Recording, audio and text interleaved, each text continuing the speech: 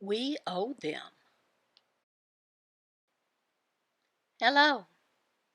We have been studying in Romans chapter 13, verses 1 through 4, about our relationship between God and the civil authorities that He set up over us. We're not finished yet, there's a little bit more. We're going to study verses 5 through 7.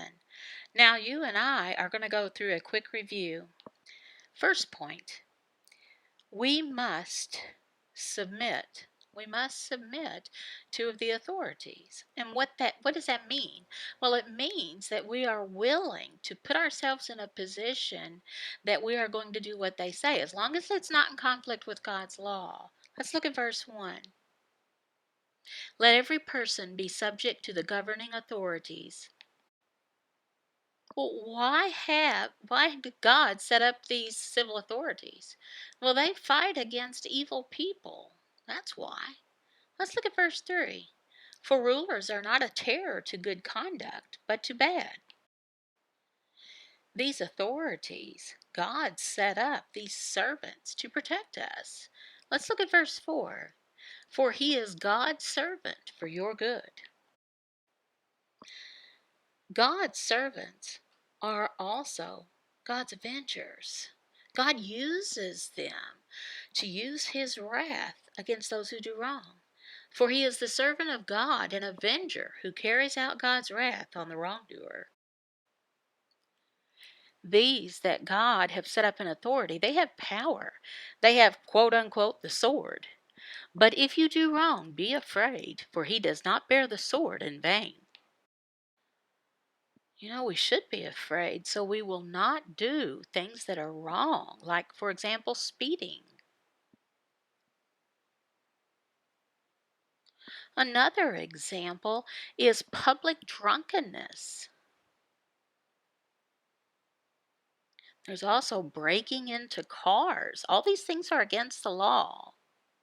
Stealing, smuggling drugs,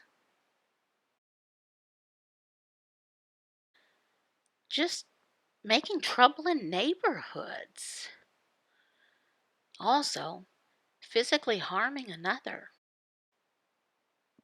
Different things that are against the law. God is above the authorities, and the authorities are over us. We must submit to them. Whatever that we're doing, if it's something wrong against God's law, government law, God can't accept that. We need to not only be afraid of God's law and think, oh, I got pat by that one. No. We need to know it's wrong, period. How do we know? Well, our heart, our conscience. Therefore, one must be in subjection, not only to avoid God's wrath, but also for the sake of conscience. I recently gave a whole list of things that are wrong that we should not do and instead do good things. Why? Well, because we are in a position to obey the authorities. Now, there's one more thing that Paul mentions that we should do. What is that? Pay taxes.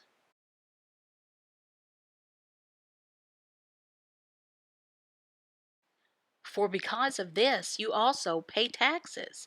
For the authorities are ministers of God, attending to this very thing. Why pay taxes? Why? Well, the people who are in authority, they work. They work full time. They need to earn money, same as you and I do. They do their job as ministers of God. It's the same as servants of God. What do? Well, we already know. We've already know. We've been going through this through chapter 13 of Romans. They help stop crime. They protect us. They have responsibility to keep everything in order and help it not to get messed up. For because of this, you also pay taxes, for the authorities are ministers of God, attending to this very thing. Question: who pays them for what they do? Who pays them?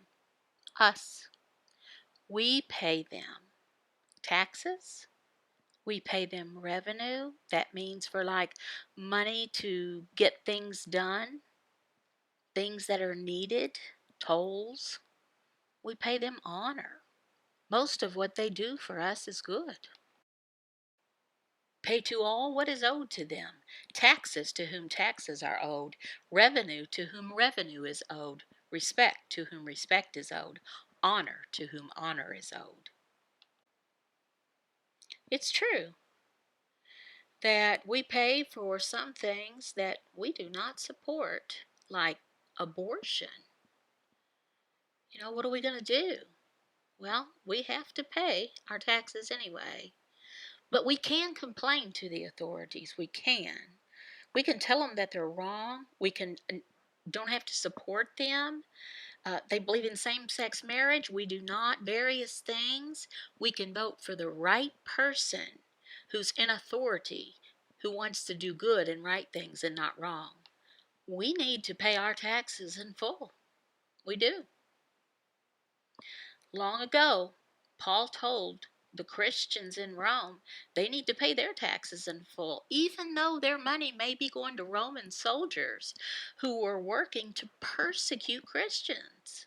Is that fair? Why pay taxes? Well, God commanded that we do. Well, what about those people who persecute Christians? Who make bad decisions, things that aren't good for us, and support things that are wrong. What about them? Well, it's the same today, all around the world. Things happen as it was long ago. What do? We know that God will judge them, and we trust God, even though He commands us to pay our taxes in full. Coram Deo. To live coram Deo is to live one's entire life in the presence of God, under the authority of God, to the glory of God. Everyday Breadcrumbs, Daily Devotional Studies for the Deaf by Brad and Tammy Schaaf, taught in American Sign Language, ASL, by Brad with voiceover by his wife Tammy. All verses from English Standard Version, ESV.